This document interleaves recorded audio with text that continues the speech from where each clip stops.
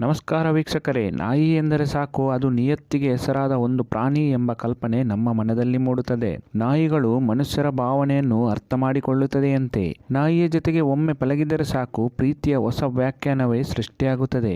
ಅನ್ನ ನೀಡುವ ಮನೆಗೆ ಪ್ರಾಮಾಣಿಕವಾಗಿರುವ ನಾಯಿಯ ಬಗ್ಗೆ ಕೆಲವು ಕುತೂಹಲಕಾರಿ ಸಂಗತಿಗಳನ್ನು ನಾನು ನಿಮಗೆ ತಿಳಿಸಿಕೊಡುತ್ತೇನೆ. ಅದಕ್ಕೂ ಮುನ್ನ ನೀವಿನ್ನೂ ನಮ್ಮ ಚಾನಲನ್ನು ಸಬ್ಸ್ಕ್ರೈಬ್ ಮಾಡಿಲ್ಲ ಅಂದರೆ ದಯವಿಟ್ಟು ಸಬ್ಸ್ಕ್ರೈಬ್ ಮಾಡಿ ಹಾಗೂ ಮುಂದಿನ ವಿಡಿಯೋಗಳ ಅಪ್ಡೇಟ್ಗಳನ್ನು ಪಡೆಯಲು ಪಕ್ಕದಲ್ಲಿರುವ ಬೆಲ್ ಐಕಾನ್ ಪ್ರೆಸ್ ಮಾಡಿ. ನಿಮ್ಮ ಅನಿಸಿಕೆಗಳನ್ನು ಕಾಮೆಂಟ್ಸ್ ಮೂಲಕ ನಮಗೆ ತಿಳಿಸಿ. ನಾಯಿಯ ಮೂಗು ಮನುಷ್ಯರ ಮೂಗಿಗಿಂತ 10,000 ಪಟ್ಟು ಶಕ್ತಿಶಾಲಿಯಾಗಿರುವುದರಿಂದ ನಾಯಿಗಳು ವಾಸನೆಯಿಂದಲೇ ಏನನ್ನು ಬೇಕಾದರೂ ಕಂಡುಹಿಡಿಯುತ್ತದೆ ಅಂತೆ. ನಾಯಿಯಲ್ಲಿರುವ DNA ಮತ್ತು ಬೂದು ತೋಳದ DNA ಒಂದೇ ರೀತಿ ಇರುವುದರಿಂದ ಕೆಲವು ನಾಯಿಯ ತಳಿಗಳು ತೋಳಗಳಂತೆ ಕಾಣುತ್ತದೆ ಅಂತೆ. ನಾಯಿ ಕೂಡ ಮನುಷ್ಯರಂತೆ ಬೆವರುತ್ತದೆ, ಆದರೆ ನಾಯಿಗೆ ಕೇವಲ ಮೂಗು ಮತ್ತು ಪಾದದಲ್ಲಿ ಮಾತ್ರ ಬೆವರುತ್ತದೆ. ನಾಯಿಗಳು ಕೂಡ ಮನುಷ್ಯರಂತೆ ಕಣ್ಣಲ್ಲಿ ಕಣ್ಣಿಟ್ಟು ನೋಡಿ ನಮ್ಮ ಭಾವನೆಗಳನ್ನು ಅರ್ಥ ಮಾಡಿಕೊಳ್ಳಲು ಪ್ರಯತ್ನಿಸುತ್ತದೆ ಅಂತೆ. ನಾಯಿಗೆ ಯಾವತ್ತಿಗೂ ಚಾಕ್ಲೇಟ್ ತಿನ್ನಿಸಬಾರದಂತೆ. ಚಾಕ್ಲೇಟ್ ತಿಂದರೆ ನಾಯಿಯ ಆರೋಗ್ಯ ಹಾಳಾಗುತ್ತದೆ, ಕೆಲವು ಸಂದರ್ಭದಲ್ಲಿ ಮರಣ ಕೂಡ ಸಂಭವಿಸಬಹುದು ಎಂದು ಹೇಳುತ್ತಾರೆ. ನಾಯಿಗಳು ಮಗುವಿನ ತರ ಸುಮಾರು 100 ಪದಗಳನ್ನು ಅರ್ಥ ಮಾಡಿಕೊಳ್ಳಬಲ್ಲ ಶಕ್ತಿ ಹೊಂದಿದೆ. ಇನ್ನು ನಾಯಿಗೆ ಎಲ್ಲೆಂದರಲ್ಲಿ ಓಡಾಡುವ ಸ್ವಾತಂತ್ರ್ಯ ಕೊಟ್ಟಿದ್ದರೂ ಸಹ